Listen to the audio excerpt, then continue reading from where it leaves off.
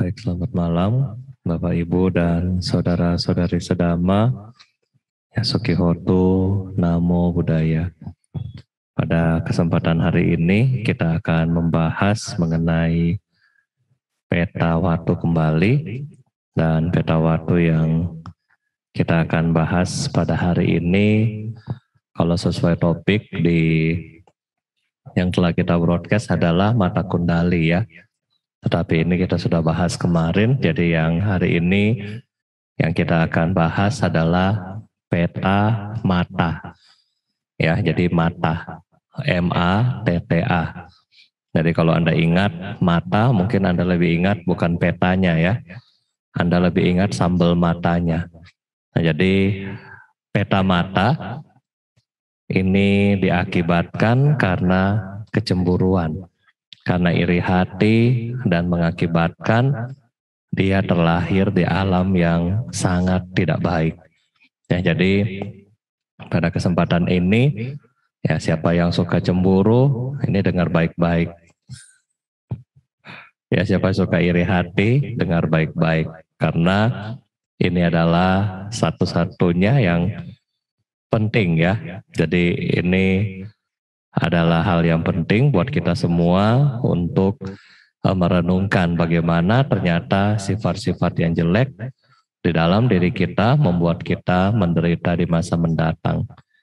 Nah, jadi Bapak Ibu dan saudara-saudari sedama dikisahkan di zaman Buddha ya, mereka tinggal ya sepasang suami istri ya. Jadi namanya istri adalah mata, sedangkan suaminya ya tidak disebutkan namanya. Nah, ketika mereka berdua adalah hidup rukun ya, di dalam hal hidup sangat rukun.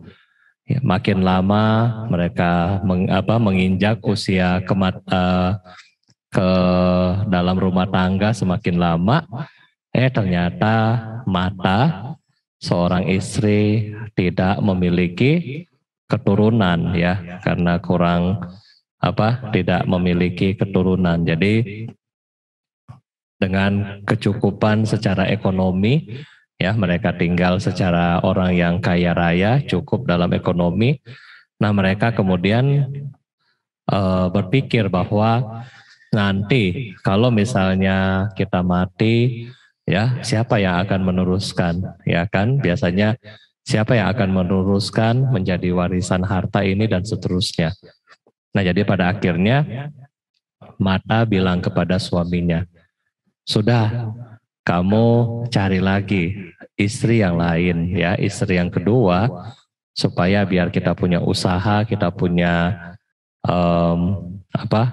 bisnis warisan ini ada yang lanjutin. Nah, kemudian Bapak Ibu, suaminya setuju ya mengambil istri yang kedua, namanya Tisa ya. Tisa, istri yang kedua tentu lebih muda, lebih cantik. Nah, sehingga setelah menikah yang kedua kali, lantas Tisa dikaruniai anak, ya anak laki-laki yang bernama Buta. Nah, jadi karena Tisa ya adalah lebih cantik, lebih muda, tentunya sebagai istri yang pertama mulai rasa cemburu. Ya, rasa curiga, rasa cemburu. Ya, bagaimana sih Bapak Ibu kalau Anda diduain gitu ya. Jadi karena rasa cemburu, rasa marah ini pada akhirnya mata ya melakukan hal-hal yang tidak baik kepada Tisa ketika mereka masih hidup, ketika mata ini masih hidup. Nah, lantas kemudian mata meninggal dunia ya, meninggal dunia. Mata ini terlahir di alam peta ya, dengan ciri-ciri adalah yang tidak baik. Satu ketika Tisa sedang mencuci rambut ya, sedang mencuci rambut di toilet di kamar mandi. Nah, tiba-tiba mata ini datang ya. Mata ini datang menghampiri Tisa. Kemudian Tisa bilang, siapakah engkau ya? yang badannya ini kurus kering, kemudian telanjang, bau busuk, dan berbadannya penuh dengan penyakit yang koreng dan gatal-gatal, ya, kayak penyakit gatal-gatal, penyakit kulit. Nah, kemudian Peti ini berkata bahwa, Tisa, kamu sudah nggak kenal saya, karena saya adalah Mata, ya, si istri yang pertama. Nah, coba kalau Bapak Ibu lagi mandi, kemudian tiba-tiba muncul makhluk seperti yang Bante cerita, ya. Sudah nggak tanya, kamu siapa? Ya pasti langsung kabur, ya. Nah, jadi Tisa ini masih baik, ya, dia masih tahu itu makhluk dan masih berani, berarti dia masih nanya. Nah, kemudian Tisa ini berkata, Mata, kenapa kamu bisa lahir menjadi makhluk yang seperti ini? Ya, yang sangat jelek di alam peta. Nah, kemudian disinilah terjadi percakapan, ya. Kita bilang terjadi percakapan antara Tisa dan Mata ini.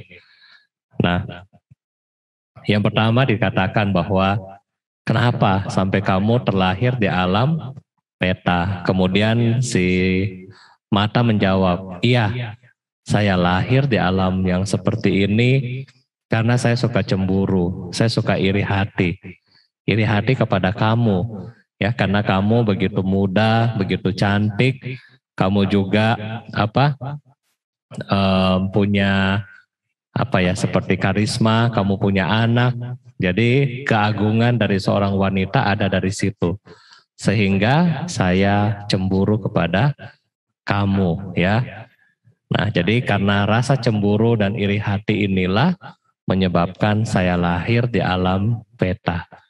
Oh, kemudian si Tisa bilang, oh begitu. Nah, terus kenapa badan kamu ini berdebu? Nah, kemudian si makhluk peta ini cerita lagi.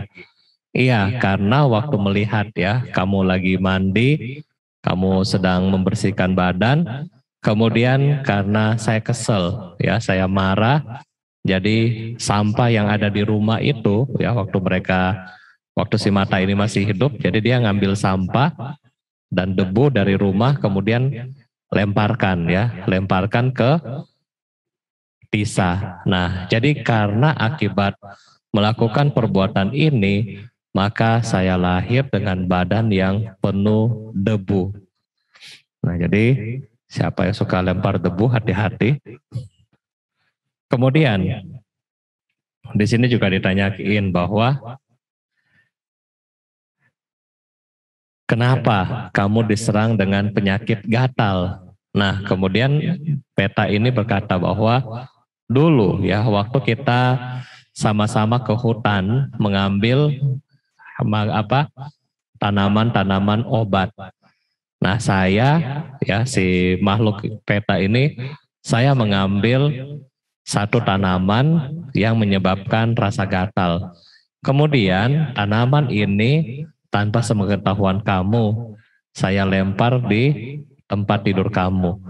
Ya, tempat tidurnya si Tisa, dan pada akhirnya si Tisa waktu itu gatal-gatal.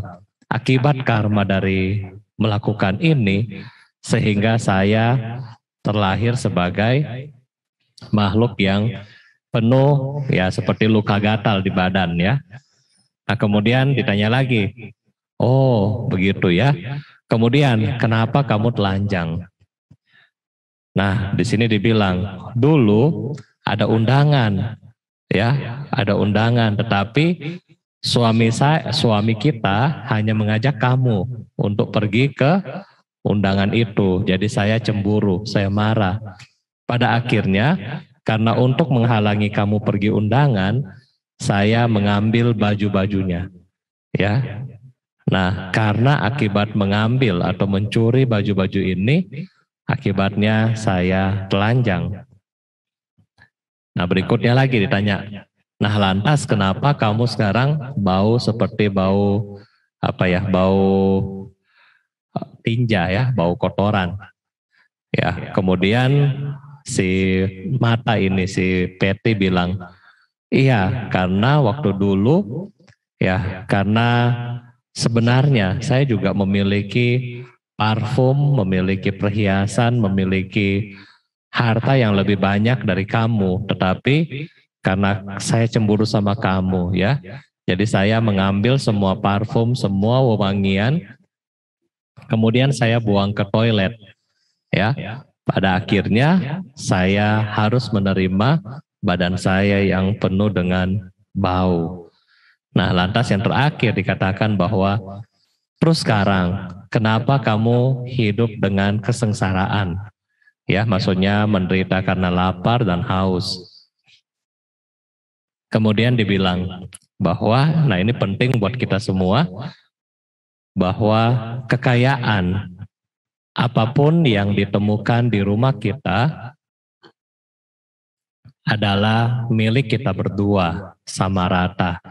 Tetapi walaupun persembahan jasa telah tersedia, saya tidak membuat perlindungan bagi diri saya. Maksudnya apa?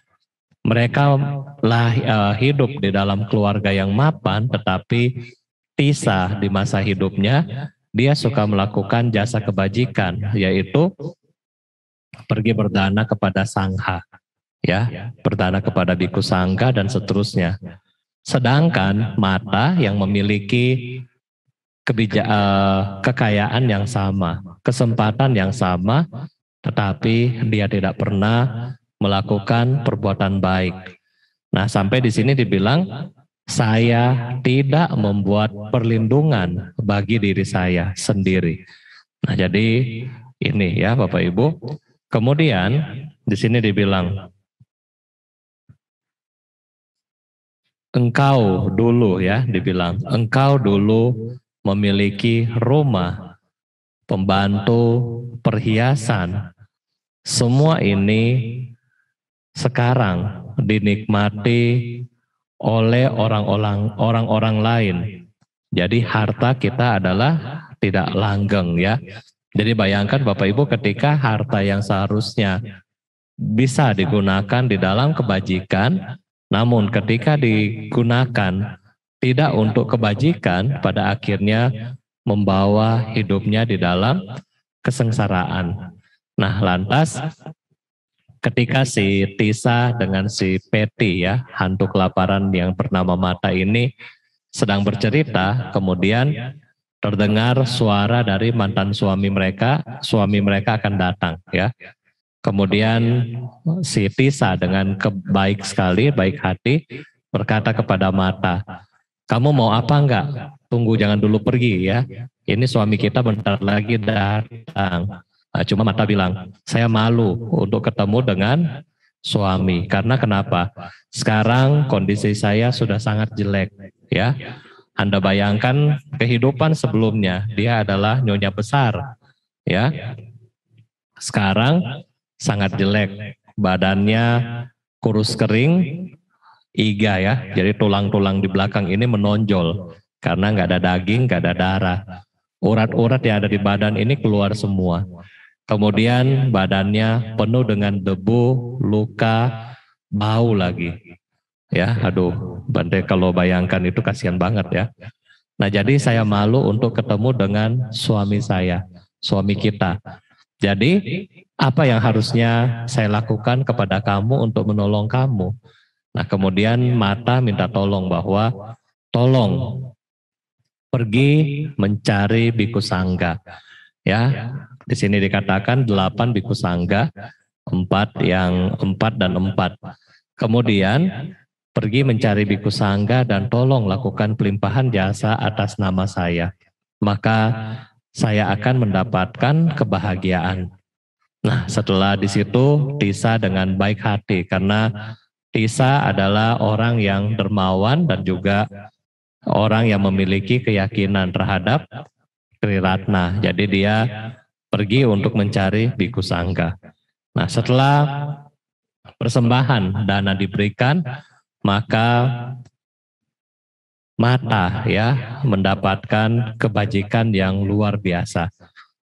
Tadi yang hidup begitu jelek, sekarang memiliki badan yang baik, yang bagus, yang cantik, pakaian surgawi, dan dia terlahir di alam surga. Kemudian untuk mengucapkan terima kasih kepada Tisa, ya, dia sekarang sudah jadi dewi. Berarti tadi dari alam peta, kemudian lahir di alam surga. Nah, kemudian dia datang kembali kepada Tisa. Di sini perkataannya bilang, engkau yang berdiri dengan kecantikan yang memukau, wahai Dewata, menerangi segala penjuru bagaikan bintang penyembuh. Disebabkan apakah kecantikanmu yang seperti itu? Disebabkan oleh apakah hal ini bisa tercapai olehmu sehingga muncul kenikmatan-kenikmatan apapun yang menyenangkan hatimu. Nah, kemudian si Dewi yang sudah Mata yang sudah menjadi Dewi berkata, saya Mata, ya, saya dulu madumu, maksudnya istri tua, ya, karena telah melakukan perbuatan jahat, saya lahir di alam peta, ya. Tetapi sekarang melalui pemberian olehmu, ya, pemberian jasa kebajikan, pelimpahan jasa olehmu, saya dapat bersenang-senang karena tidak memiliki rasa takut dari seluruh penjuru. Ya, kemudian di sini Dewi Mata blessing kepada Tisa. Semoga engkau hidup lama, saudaraku, bersama semua sanak saudaramu. Dan juga semoga engkau mencapai kediaman para wasawati. Kediaman para wasawati adalah kalau kita baca Dhammacakkappavattana Sutta, setiap pagi ada para nimita wasawati, berarti alam surga yang paling tinggi. Tempat yang bebas dari penderitaan dan polusi. Maksudnya polusi daripada kekotoran batin. Berperilakulah di sini sesuai dengan Dhamma, berikanlah dana, wahai si cantik. Lenyapkan noda keegoisan bersama akarnya, dan pergilah tanpa celah menuju surgawi. Ya, jadi Bapak Ibu dan saudara-saudari sedama, ini kisah yang mengerikan. Ya, kalau kita mendengar kisah yang mengerikan dari seseorang yang suka cemburu. Jadi kalau yang suka cemburu, hati-hati, ya. Kalau lahir seperti Mata, terus ketemu dengan meminta tolong kepada orang yang penakut, ya kan, zaman sekarang Anda mau cari seperti Tisa yang berani berbicara dengan hantu itu siapa? Ya, kemudian ketika Anda nongol aja, orang lihat Anda sudah takut lari. Nggak jadi di pelimpahan jasa. Nah, oleh karena itulah di dalam kesempatan kita secara Dhamma, ya, Buddha selalu bilang bahwa menjaga pikiran, menjaga ucapan, menjaga perbuatan itu adalah hal yang seharusnya dilakukan untuk menjamin apa? Menjamin dan melindungi kebahagiaan kita sendiri. Tanpa itu susah untuk kita bahagia, susah untuk kita berharap, ya. Apakah masih banyak Tisa di kehidupan mendatang yang mau menolong kita untuk, oh iya, nanti saya pergi pelimpahan jasa. Apakah terdapat kondisi yang seperti waktu mereka hidup dulu, ya kan? Nah, jadi saat ini adalah kita melihat diri kita sendiri, ya. Siapa yang masih suka di sini cemburu, ya, kadang-kadang kalau kita cemburu atau iri hati, ya pasti rasa panas, ya. Panas untuk apa?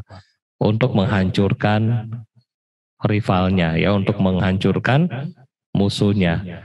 Nah, jadi karena akibat hal-hal inilah mengakibatkan kita bisa terlahir di alam peta, ya.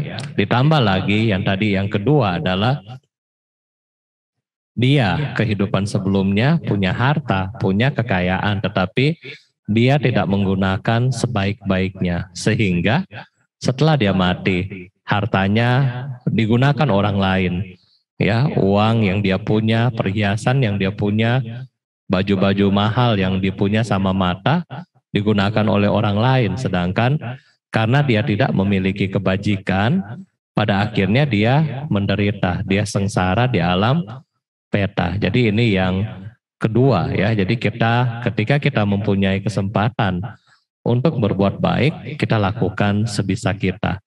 Nah, kemudian yang ketiga adalah selain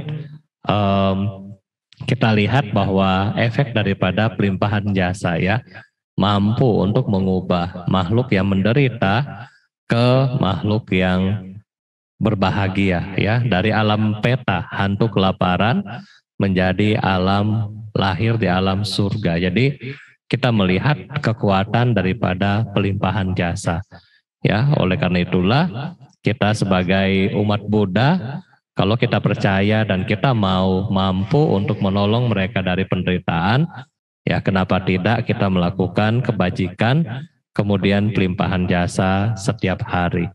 Dan yang terakhir adalah makhluk-makhluk yang tadi, mereka yang menderita. Jadi mereka yang cari kita karena mereka membutuhkan pertolongan dari kita. Dan setelah kita tolong, makhluk-makhluk ini masih memiliki kata wedi, tahu untuk berterima kasih. Bahkan malah mendoakan si Tisa ya. Ya, semoga kamu panjang usia ya kan, dan terlahir di alam dewa yang lebih tinggi. Nah, jadi makhluk yang kita bilang hantu aja ya masih bisa tahu terima kasih. Masa kita sebagai manusia tidak tahu terima kasih? Ya, mungkin ini yang kita bahas pada malam hari ini. Kalau Bapak Ibu ada pertanyaan, ya dipersilahkan. Terima kasih. Ya, Namo Buddhaya Bante, izin tanya, apakah orang tua yang lebih mementingkan sangga daripada keluarga, termasuk berbuat baik atau buruk? Terima kasih Bante. Ya, jadi apakah orang tua yang mementingkan sangga ya, apakah termasuk perbuatan baik atau perbuatan buruk? Termasuk berbuat baik, tetapi tidak bijaksana. Ya, karena kenapa?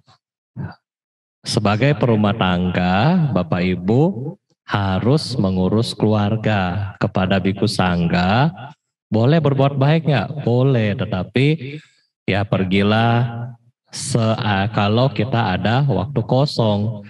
Ya, jadi jangan pergi izin ke suami, ke anak-anak, mami sibuk ya, mau pergi ke wihara, di wihara ada Bante. Datang dari pagi jam 7 sampai jam 4 sore.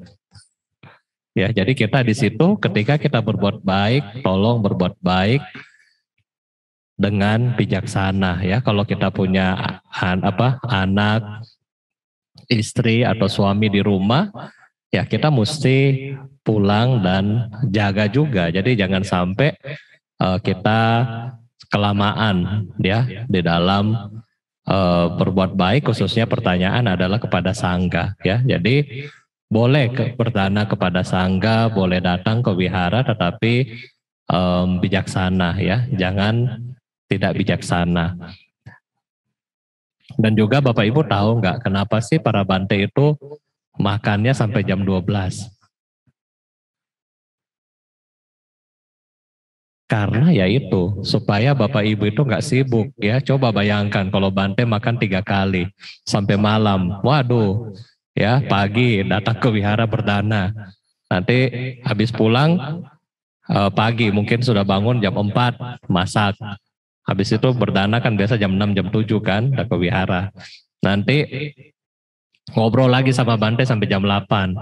Pulang, oh Bante mau makan lagi jam 11, masak lagi jam 10. Jam 11 pergi lagi, itu jam 12. Jam 2 siang pulang, nanti oh malam Bante mau makan lagi. Bikin lagi jam 4, waduh. Ya, makanya oleh karena itulah kenapa jadwal makan itu sampai tengah hari. Ya, jadi biar Bapak Ibu nggak sibuk untuk mengurusin para Bante punya makanan. Ya, jadi ini adalah kebijaksanaan dari Sang Buddha. Kenapa menetapkan winaya seperti ini?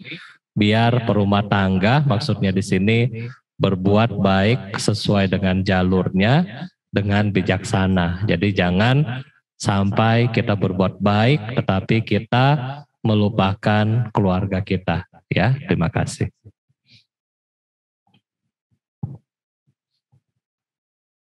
Ada satu pertanyaan dari kolom Facebook dari Fung Li. Wandami Bante, izin bertanya, mengapa mereka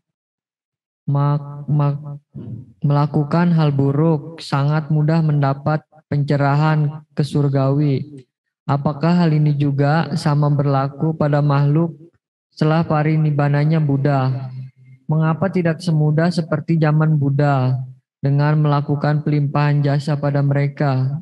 Anumodana Bante.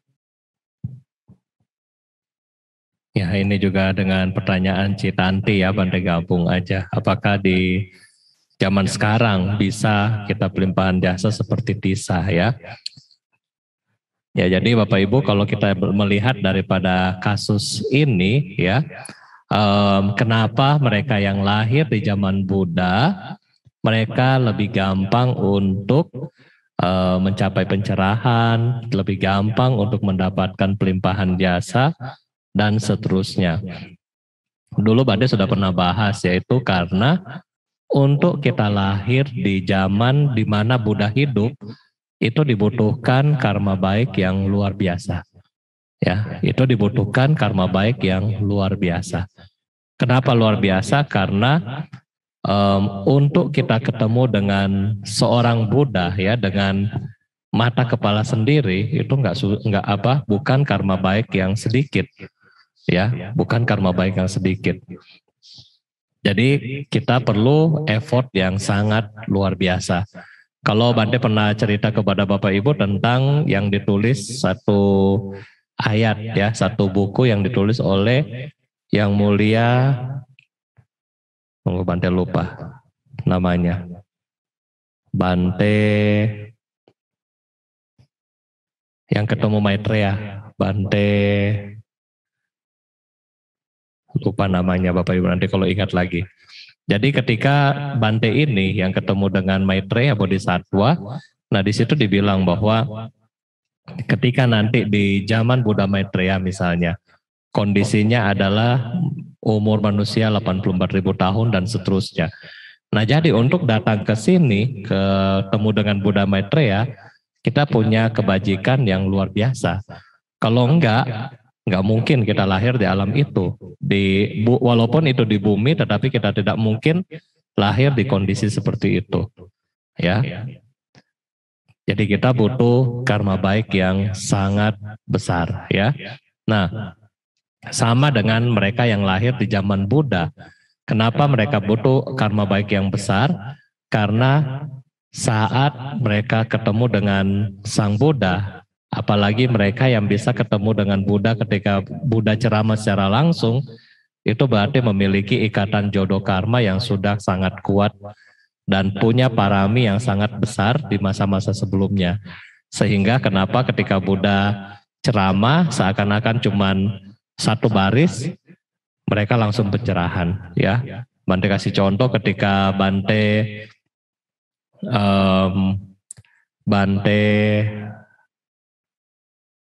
lupa namanya, Bante satu biku, Bante Asaji, ketika mengajarkan kepada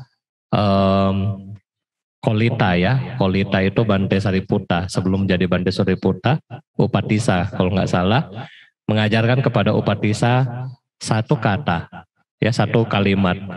Mendengar satu kalimat ini, Upatissa sebelum masih waktu umat ya, sebelum jadi Bante Sariputta, dia mendengar ini kemudian dia langsung mencapai tingkat Sotapanna. Jadi gampang Bapak Ibu ya, tetapi itu Bante bilang karma baik mereka yang lahir di zaman Buddha harus sangat-sangat luar biasa. Ya, zaman sekarang bagaimana? Zaman sekarang karena kita masuk di dalam zaman Kali Yuga ya, zaman penurunan Dhamma. Walaupun Anda lihat zaman sekarang wihara-wihara kita direnovasi bagus-bagus. Tetapi esensi daripada Dhamma, semangat daripada umat-umat yang melaksanakan Dhamma, sebenarnya ini turun. Ini turun. ya bukan naik. Ya, percaya nggak? Biasanya kalau Anda lihat di zaman Kali Yuga ini contohnya apa? Kalau acara rame, ya acara rame, makan-makan di wihara rame, nyanyi-nyanyi di wihara rame. Coba kalau giliran bikin ODM, One Day Mindfulness, hilang. Ya, kalau disuruh makan-makan, 1.000 orang nongkrong dah. Ya, tapi coba bikin One Day Mindfulness, paling banyak 20. Ya, lari. Nah, kenapa? Ya itu karena memang zaman penurunan daripada kualitas dhamma, sehingga mereka-mereka yang ingin menjadi praktisi pun sangat susah. Zaman sekarang untuk menjadi biku, berapa banyak yang mau? Ya, kita di Indonesia nggak sampai 500 kalau nggak salah ya, seluruh sangha. Nggak sampai 500. Nah itu.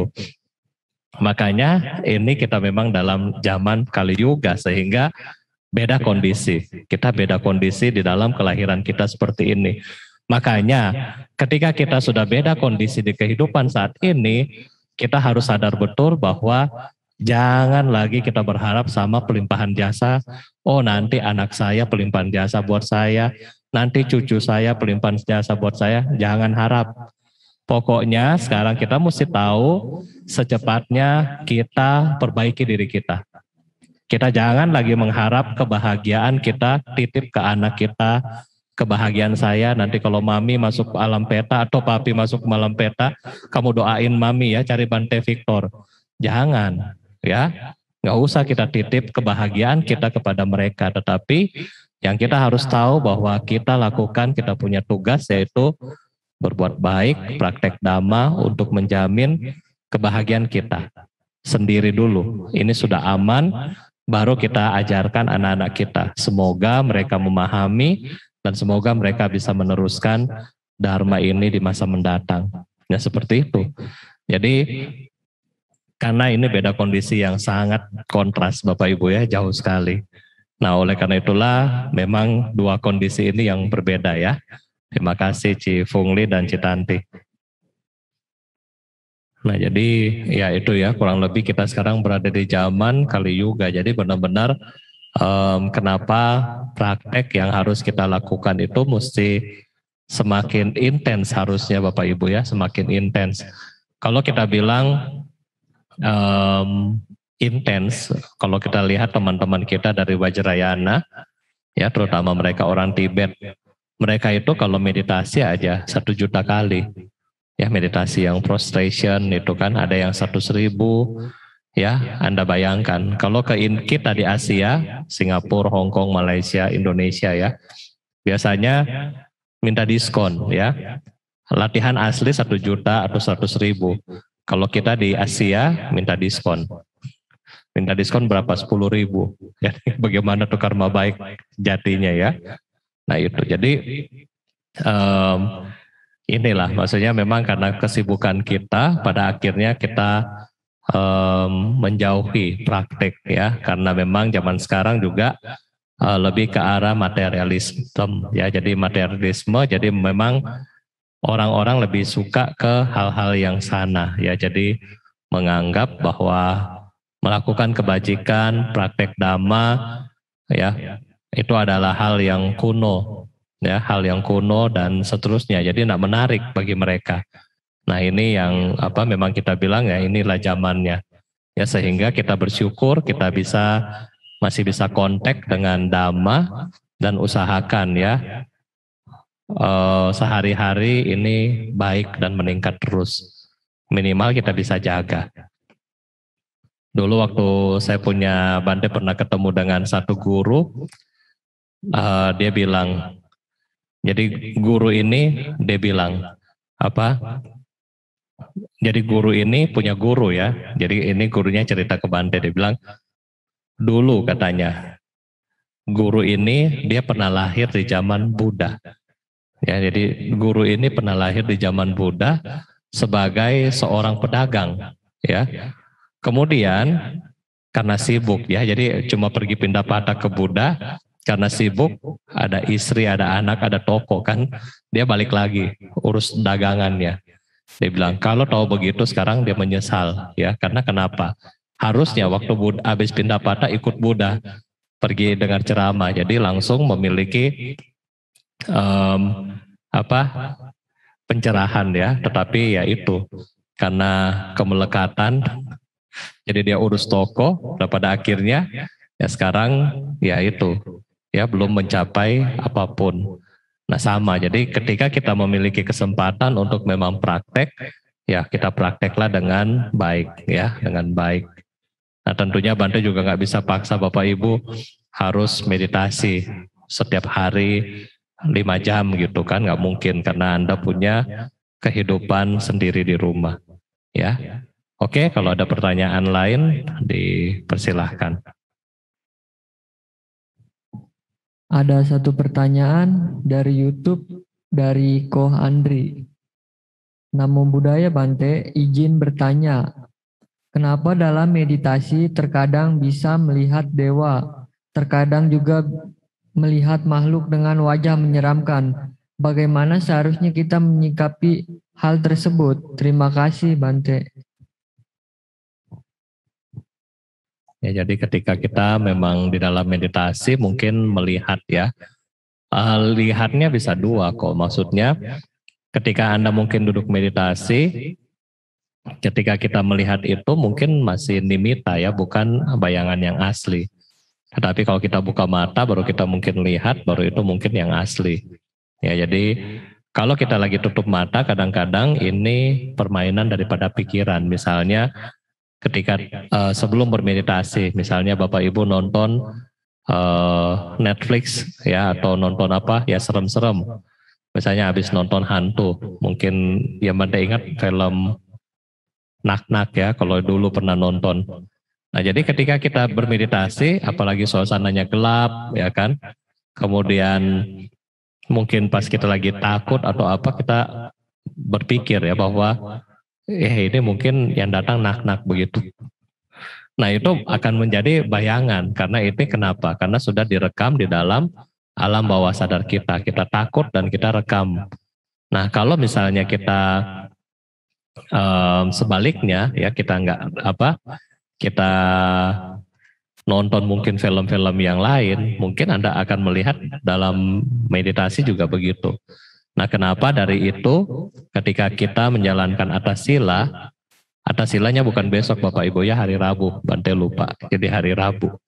Nah ketika menjalankan atas sila, kenapa? Salah satunya adalah tidak pergi melihat tontonan, karena itu akan menyebabkan gangguan di dalam bawah sadar kita ketika nanti kita bermeditasi. Nah kalau misalnya kita melihat seperti itu bagaimana Bante? Dihiraukan aja. Ya, dihiraukan aja. Ketika Anda lihat cukup tahu, oh ini dewa, sudah. Oh ini misalnya hantu, sudah. Ya, jadi kita jangan pikirannya enggak usah berkembang lagi. Ini dewa apa ya namanya ya? Atau ini hantu siapa namanya? Sudah enggak usah tanya ya. Pokoknya ketika kita bermeditasi kita sadari aja bahwa oh ini mungkin dewa, oh ini mungkin hantu, ya sudah. Kembali kepada objek meditasi yang kita latih. Ya, jadi kita nggak usah muncul yang lain lagi. Ya, terima kasih. Ada satu pertanyaan lagi dari kolom Facebook dari Panyawati Tansulan. Namo Buddhaya Bante, kalau kita pangsen ikan lele, apa masih boleh makan lele? Terima kasih Bante. Ya, kalau misalnya kita pangsen lele, apa boleh ya masih makan lele? Ya kalau dari Bante, kalau Bante langsung bilang nggak boleh, nanti sebaliknya ya Anda akan pikir oh sudah kalau gitu nggak usah fungsen deh, karena kalau fungsen nanti saya nggak bisa makan lele. Jadi Anda kehilangan satu momen untuk berbuat baik. Ya jadi kalau misalnya sekarang Bante bilang Anda mau fungsen lele, Anda masih mau makan, nggak masalah, makan aja. Ya kan? Kenapa masih makan aja? Kalau Anda fungsen, misalnya sekali Anda fungsen, ya misalnya Anda fungsen sebulan sekali, 2 kilo. Ya 2 kilo lele itu sekitar mungkin 10 ekor misalnya. Ya, sehebat-hebat kita makan pecel lele, mentok-mentok paling banyak juga 2 ekor. Ya, jadi ketika Anda function 10 ekor, Anda goreng 2 ekor, masih untung 8. Jadi kita masih punya kebajikan 8 ekor. Dan besok pun Anda masih bisa untuk function lagi. Ya kan? Jadi kelipatannya lebih banyak. Dibandingkan Anda bilang, kalau gitu saya nggak bisa makan lele lagi, ya sudah jangan function. Ya, jadi nggak apa-apa ya, kita kalau masih doyan mau makan nggak apa-apa. Nah nanti pelan-pelan batin kita ini akan muncul cinta kasih. Ya, ketika Anda sering lepas dia, Anda akan ingat, kan baru kemarin saya lepas, jadi hari ini mungkin nggak makan lele dulu. Pengen makan lagi, kan kemarin baru lepas, nggak makan dulu. Jadi pada akhirnya pelan-pelan muncul cinta kasih dan kebijaksanaan. Nah dari situ baru kita nggak makan. Tetapi kalau belum muncul ini nggak apa-apa. Sambil function, sambil makan lele nggak apa-apa. Ya masih boleh, nggak masalah. Selama lelenya kita nggak potong langsung atau kita nggak bunuh langsung. Ya kalau sudah beli di toko atau sudah beli di tempat makan sudah nggak masalah. Ya terima kasih.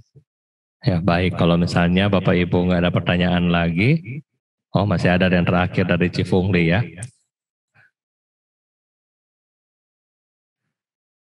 Selama melaksanakan meditasi hanya duduk diam, mata ditutup, fokus nafas.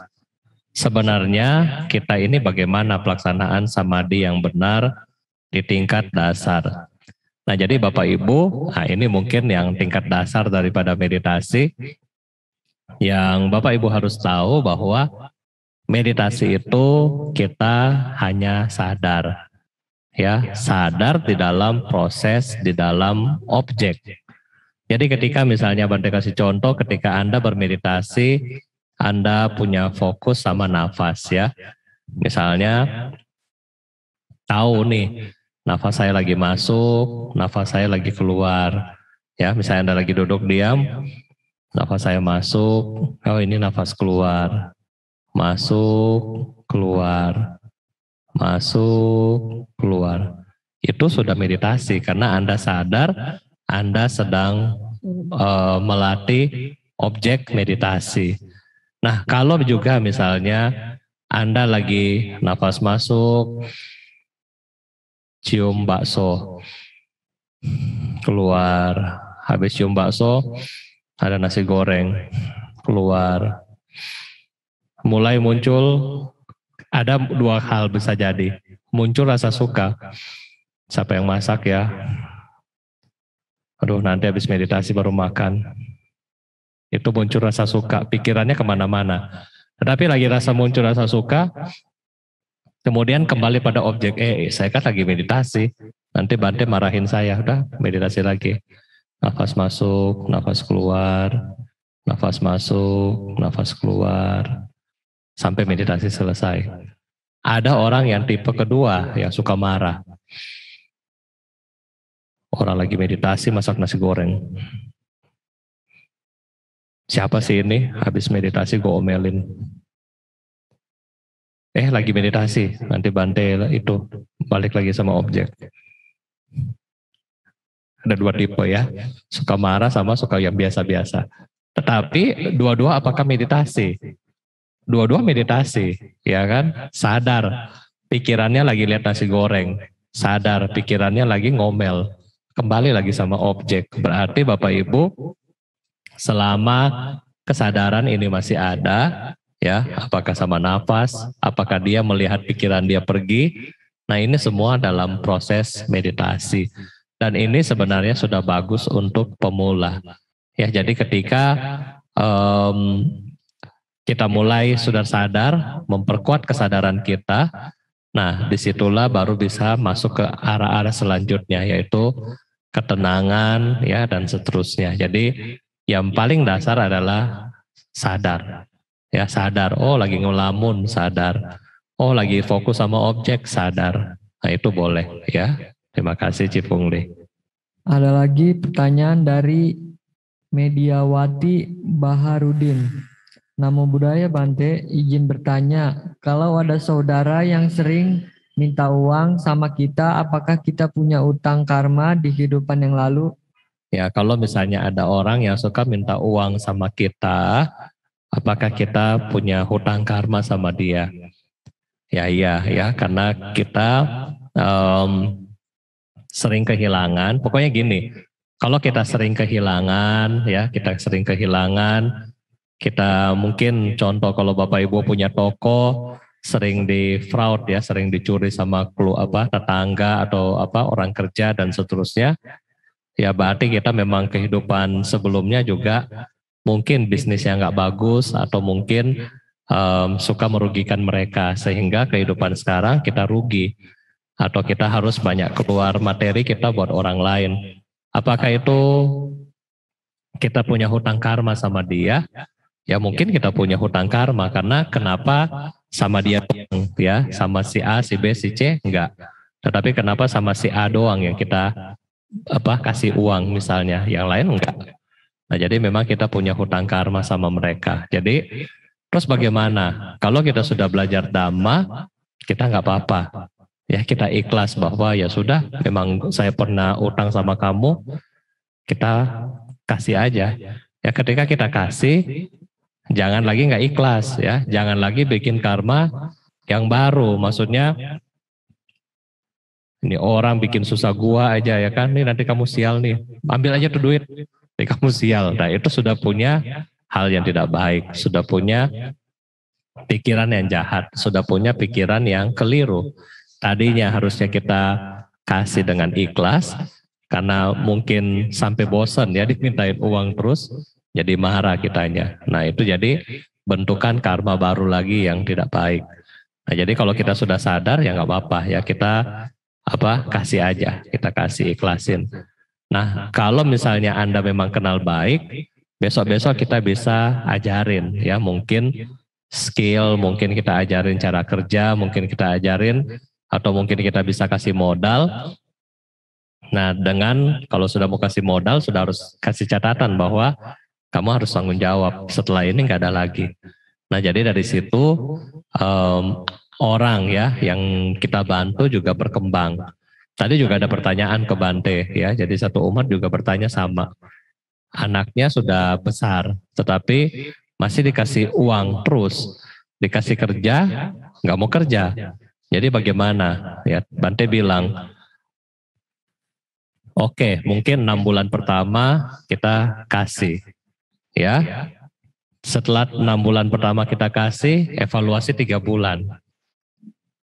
Cari cara bagaimana bantu dia untuk derajatnya naik. Ya, kalau sudah 6 tambah 3, kemudian bulan ke-10 tidak mau usaha, ya berarti ini orang malas. Jangan, ya, jangan iniin, maksudnya tidak usah diladenin kayak begitu. Ya. Ini lucu sama dengan Samanera di Bodh Gaya ya. Jadi Samanera di Bodh Gaya Bapak Ibu ada 3. 2 sekolah yang sama ya, 2 satu kelas. 1 sudah kuliah. Jadi 2 kelasnya sama, namanya masih SMP kan, masih kelas 8. Masih nakal-nakal kan. Jadi waktu kemarin hujan. Jadi karena hujan, Bante Momo ke wihara. Terus sidak sama Nera kena hujan ya, ke siang masih kecil, masih tidur. Kemudian Bante Momo bilang, kenapa nggak sekolah hari ini? Mereka bilang terlambat ya, sudah bangun telat, nanti kalau ke sekolah diomelin guru.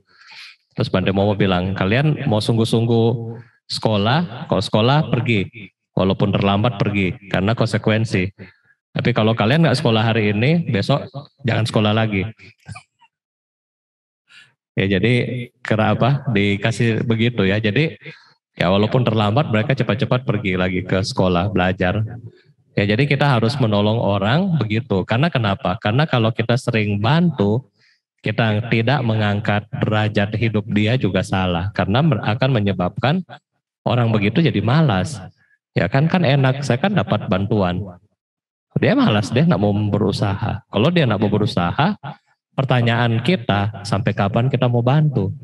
Ya kan nggak mungkin misalnya Cimedia atau mungkin Bapak Ibu semua lah.